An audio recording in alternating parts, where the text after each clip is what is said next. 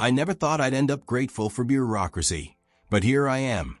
My name's Gregory, and up until about 6 months ago, I was just another regular guy living in Oak Ridge Heights, a charming suburban neighborhood with tree-lined streets and homes that looked like something right out of a Norman Rockwell painting. What I didn't expect was that my century-old Victorian porch would turn into the focal point of a neighborhood battle, and a tool for bringing about some sweet legal justice against the most entitled HOA president our community had ever seen. It all started last April when I came back from a 2-week business trip to London. I was tired and jet-lagged, just pulling into my driveway at dusk when my headlights lit up what should have been my lovely wraparound porch. But it wasn't there. What should have been a porch, with its finely crafted spindles and gingerbread trim, something I'd admired for years, was gone. All that remained was the exposed foundation and a pile of broken wood. For a second, I actually thought I had pulled into the wrong driveway, but the brass numbers 824 on the front of the house confirmed it. This nightmare was real. I sat there in my car, staring at the destruction, trying to make sense of it. The porch, the same one that had made me fall in love with this house 3 years ago, where I'd spent countless nights reading a book and sipping whiskey, was gone. Not damaged, not partially torn down, completely gone, as if it had never existed. A mix of disbelief and anger hit me like a ton of bricks. I bolted out of the car and rushed up to the front door, nearly tripping over some makeshift wooden steps that someone had slapped together in a hurry. Inside, I immediately checked the footage for my security cameras. I wasn't surprised to see that the cameras had caught everything. A demolition crew had shown up at 8 a.m. on the first day I was away, tearing down my porch piece by piece, hauling it off like it was just junk. And overseeing it all, Rachel Harper, our neighborhood's self-appointed queen and the president of the Oak Ridge Heights HOA. There she was, wearing a designer pantsuit, bossing people around with the kind of confidence that only someone who thought the rules didn't apply to them could have. I rewound the footage even further, hoping to find any sign of a warning, any notice about what was about to happen. But nothing. No workers had come to assess the porch. No warning had been left on my door. The last thing on the footage before the demolition was Rachel herself, walking around my property the evening before, taking photos and jotting notes on her tablet. It was clear she'd waited until I was out of town to make her move. That night, sleep was out of the question. I paced the living room, scribbling down furious notes and flipping through our HOA bylaws. By morning, I had messages out to 3 lawyers and had sent a scathing email to every member of the HOA board. The first response came at 7:30 a.m., but it wasn't from the board. It was from Rachel in the form of a text. "We should discuss the condition of your property. Coffee at my house, 9 a.m. The nerve.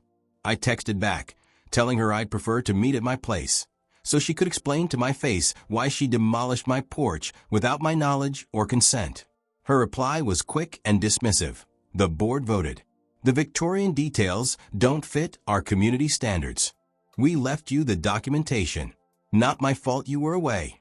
I checked the mail and found an envelope postmarked the day after I left for London.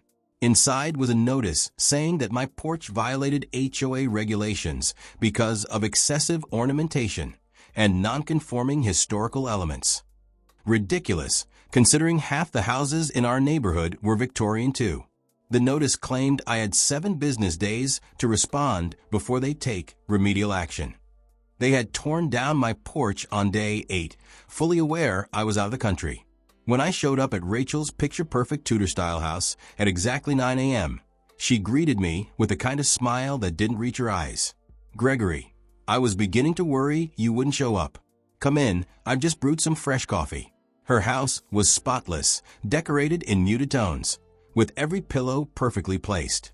Family photos on the walls showed her with a husband who looked perpetually tired and 2 college-aged kids who had that same fake smile. She led me to the sunroom, where coffee and pastries were set up on a glass table. "I understand you're upset," she started, sliding a mug in front of me, "but the board felt we needed to act. Your porch had become an eyesore with that peeling paint, and those Victorian details didn't fit our neighborhood beautification plan." I didn't touch the coffee. "Rachel, I repainted that porch last summer, and the color was approved by the previous board. There are plenty of Victorian homes in our neighborhood just like mine. What beautification plan are you talking about? She waved a hand dismissively. We've revised the standards. The board voted in February to move toward a more cohesive aesthetic, more craftsman, less fussy Victorian. You would have known this if you'd attended the meetings. So, you're telling me you can just decide my historically accurate home doesn't match your personal taste and tear part of it down while I'm gone? Where in the bylaws does it say you can do that? Her smile tightened. Section 7, Paragraph 4. The board reserves the right to take remedial action on properties in violation after proper notice is given. You gave me notice, I shot back. That notice conveniently arrived after I left town, with a deadline that expired before I even came back. That's not proper notice, Rachel. That's manipulation. Her eyes narrowed. Are you accusing me of something? Because if I were you, I'd be careful. The board stands behind this decision unanimously. I stood up, leaving the untouched coffee on the table. I'm not accusing you. I'm stating the facts. You waited until I was gone, sent a notice you knew I couldn't respond to, and then destroyed a major part of my historic home. I'll be taking this to the full board and to my lawyer. As I turned to leave, Rachel's voice turned sickly sweet. Gregory, don't make this harder than it needs to be. We've already contracted with Harrison and Sons Builders to put in a lovely craftsman-style porch. The HOA will even cover 20% of the cost. I stopped in my tracks. You expect me to pay for a replacement I never asked for? She shrugged, taking a delicate sip of her coffee. That's how things go when it comes to corrective action. We fix the problem and you foot the bill. It's all laid out in the bylaws you agreed to when you bought your house. It was clear this conversation wasn't going anywhere, and I could feel it. Rachel had been running the HOA with an iron grip for almost 2 years, ever since she moved here from some high-end neighborhood in Boston. The previous board members had slowly stepped down, one by one, replaced by Rachel's carefully chosen allies. I'd heard rumors about other homeowners being pushed around to meet her random standards, but this was the first time I saw her take things so far as to actually damage someone's property. As I walked away from Rachel's house, I noticed her neighbor, an elderly guy named Liam, watching me from his garden. He waved me over with a weathered hand. He'd heard about my porch, he told me softly. A real shame. Been in this neighborhood for 40 years, and that house of yours used to be a real gem. Or, well, it was before that porch. Rachel did the same thing to Maria Gonzalez last year. Had her koi pond filled in while she was at her mom's hospital. Said it was a mosquito breeding ground. Did Maria fight back? I asked. Liam shook his head. She couldn't afford it. She's a single mom, works 2 jobs. Rachel knows exactly who to target, you know? People who can't fight back or just don't have the energy to. That chat with Liam was the first piece of a much bigger puzzle I was starting to put together. Over the next few days, I talked to a few more neighbors, and their stories were all too familiar.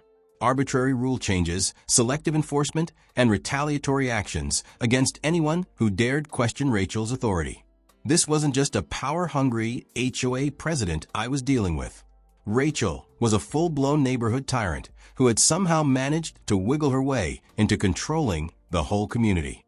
Meanwhile, I was exploring every possible option for recourse. My first stop had been the city's building department, and what I found there really set me off. There was no record of any demolition permit filed for my property. In our city, any exterior changes to a building require a permit, even if the HOA gives the green light. Rachel hadn't just overstepped her authority. She had broken city rules. Next, I called up a lawyer who specialized in property disputes. After reviewing my security footage, the HOA's bylaws, and the suspiciously timed notice they'd sent me, he told me I had a solid case against both the HOA and Rachel herself. But he also suggested I dig a bit deeper before taking legal action. Your house is over a century old, he said. You should check with the local historical society. There could be extra protections you don't know about.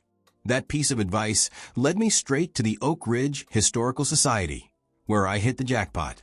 Turns out my home, along with 11 others in the neighborhood, was listed as a historic property on the city's registry. The Victorian porches were specifically marked as protected architectural features, and no changes could be made without approval from the Historical Preservation Committee. No approval had been given for my porch, though. So I was collecting all the ammunition I needed, but I wasn't ready to fire just yet. Something about this whole situation felt too personal, too targeted. Why my house? Why now? I decided to dig into Rachel's background, starting with public records. What I found was pretty telling. Before she moved into our neighborhood, Rachel had been on the board of her old HOA, but she'd resigned amid rumors of financial wrongdoing. Nothing was ever proven, but the timing of her departure lined up with a forensic audit of the HOA's finances. Armed with this info, I requested copies of our HOA's financial records from the past 2 years, my right as a homeowner according to state law. The treasurer, Ethan, a meek accountant who practically bowed to Rachel, tried to brush me off. But he finally gave in when I mentioned getting my lawyer involved. The financial reports told a story that didn't make sense. There were huge payments to various contractors for neighborhood improvements, most notably Harrison & Sons Builders, the very company Rachel had hired to build my new porch. What caught my attention wasn't just how often these payments were made, but the size of them. The amount seemed way too high for the work that was described. So I decided to pay a visit to Harrison & Sons Builders, pretending I was a homeowner looking to hire them for a porch project. The receptionist was happy to show me their portfolio, which included several projects right in our neighborhood. As we chatted, I casually mentioned Rachel Harper had referred me. That's when her whole attitude shifted. "Oh, Mrs. Harper? Yes, she's been great for business. Her husband, Gregory, is one of our project managers now. He's been with us for about 18 months. That connection explained everything. Gregory Harper worked for the very company that had been awarded all the HOA contracts. It was a clear conflict of interest, and one Rachel had conveniently failed to disclose to the rest of us. I thanked the receptionist and left, now feeling certain I was onto something big. The next HOA meeting was scheduled for the next evening. Perfect timing. I spent the whole day getting everything ready, gathering my documents and making copies for the board members and any homeowners who might show up. I also invited some key people, my lawyer, a rep from the Historical Society, and a building inspector from the city who had documented the unapproved demolition of my porch. The meeting was being held at our neighborhood clubhouse, a place that could hold about 50 people comfortably. Normally, these meetings drew maybe a dozen homeowners, mostly Rachel's supporters. But word had gotten out about my porch situation, and nearly 40 people showed up, many of them with their own complaints. Rachel looked a bit caught off guard by the crowd, but she quickly regained her composure. She called the meeting to order like always, moving through the agenda with her usual efficiency. When she reached new business, I raised my hand. "Yes, Gregory?" Her voice was cordial, but I could see the wariness in her eyes. I stood up and faced the board and the other homeowners. "I'd like to talk about the unauthorized demolition of my front porch, which was done while I was out of town." Rachel's smile didn't budge. "That issue has already been resolved. The board voted according to our bylaws to remove the non-conforming elements on your property. We've generously offered to cover 20% of the replacement costs." "Actually," I replied, "this matter is far from resolved. I've invited a few people here who can help clarify things." I gestured toward my lawyer and the representatives from the Historical Society and the building department, who stood and introduced themselves. The historical preservationist went first, explaining that my house was a protected historical property, and that the porch was specifically listed as a feature that couldn't be altered without approval. The building inspector confirmed that no permits had been filed or granted for the demolition, making it a clear violation of city code. Murmurs started spreading through the room as homeowners began to understand what this all meant. Rachel's face went pale, but she kept trying to hold it together. "The HOA has authority over exterior modifications, regardless of these other regulations," she said. But her voice didn't sound nearly as confident. My lawyer stepped forward. "Actually, Ms. Harper," he began, "the HOA rules can't override city laws or preservation regulations." What's more, the actions taken against Mr. Gregory's property seemed deliberately timed to stop him from responding to the notice, one that references regulations that were updated without notifying homeowners as required by your own bylaws. The room quickly filled with chatter. Taking advantage of the moment, I handed out my packets of evidence, which included copies of the relevant historical designations, building codes, and most importantly, the financial records showing a disturbing pattern of contracts being awarded to Harrison and Sons Builders, along with public records that confirmed Gregory Harper worked there. I raised my voice so everyone could hear. I believe we've got a serious conflict of interest here. Tens of thousands of dollars from our HOA funds have been funneled to a company that employs the husband of our board president, a fact that was never disclosed to the community. Rachel jumped to her feet, her face reddened with rage. This is slander. Gregory only works on projects outside of our neighborhood. There's no conflict, she argued. No, my lawyer shot back. It's not about which projects Gregory personally manages. The issue is that he works for the company receiving the contracts, and that creates a clear conflict. And the timing of his employment, starting right after you became board president, raises serious questions about the integrity of the bidding process, if there was even one to begin with. One of the other board members, a woman named Jessica, who had always seemed to back Rachel, suddenly looked uneasy. Rachel, you told us Gregory worked for Westbrook Builders, not Bellingham. The room buzzed with whispers as Rachel's carefully crafted facade started to crumble. She could feel it slipping away, and in a last-ditch attempt to regain control, she tried to end the meeting. But the vice president, sensing the shift in the room, overruled her. We need to address these issues, he said, his voice firm. If there's a conflict of interest or misuse of HOA funds, the entire board could be held accountable. What followed were 3 hours of revelations that painted a damning picture. Other homeowners came forward with their own stories of selective enforcement and retaliation. We scrutinized the financial records further, uncovering several questionable expenditures. By the end of the night, a motion was passed to suspend Rachel from the board while a full investigation was carried out, and a special election was set to replace her. But the most gratifying moment for me came when the board voted unanimously to fund the full restoration of my Victorian porch, returning it to its original design, using a contractor of my choosing, not Harrison and Sons Builders. They also agreed to cover my legal costs and pay a penalty for the illegal demolition, in line with the city's historic preservation laws. As the meeting broke up, homeowners lingered, exchanging relieved glances that Rachel's reign of terror was finally over.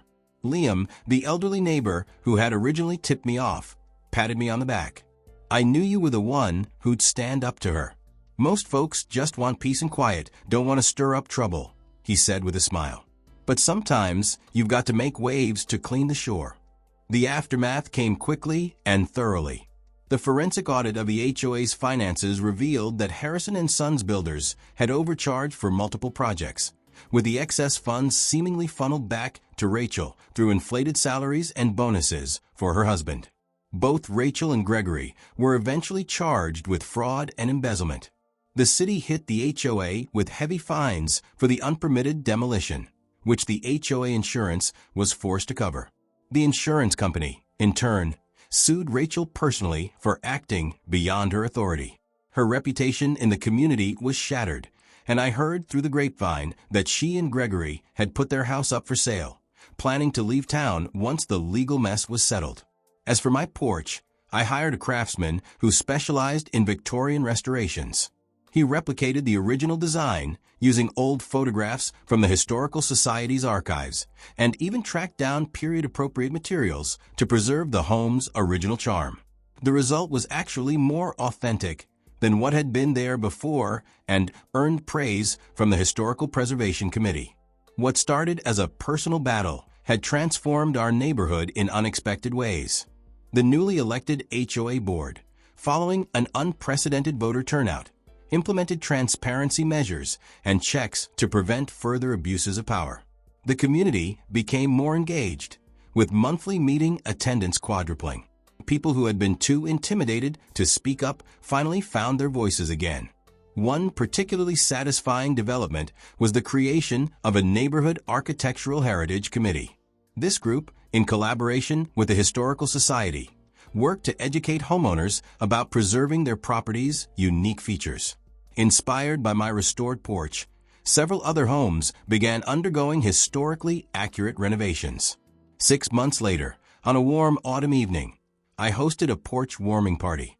Nearly every neighbor attended, many bringing food and drinks to share. As the evening sun set, Liam raised his glass in a toast. To Gregory, he said, his voice carrying over the crowd, who showed us that sometimes the best way to build community is to tear down the barriers between us. Though, he added with a grin, not literally in the case of historic porches. Laughter spread through the group, and I felt a sense of belonging I hadn't experienced since moving to Oak Ridge Heights.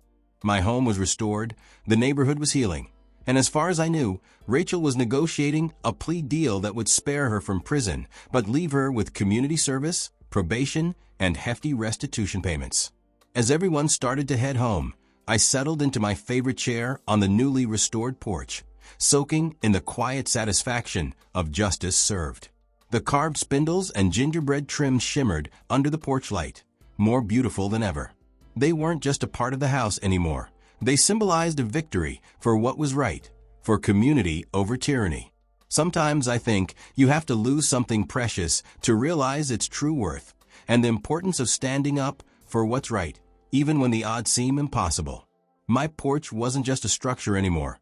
It had become a symbol of resilience, a reminder of how one person can spark change. As I sipped my whiskey under the stars, I couldn't help but wonder if, in whatever new neighborhood Rachel had fled to, she'd learned a lesson about the limits of power and the consequences of misusing it. But then again, I doubted it. People like Rachel don't change. They just find new victims. At least our community was safe from her schemes, and my beautiful Victorian porch would stand for another 100 years, a testament to the fact that sometimes, just sometimes, the good guys win. Thank you for watching. Share with friends and hit the subscribe.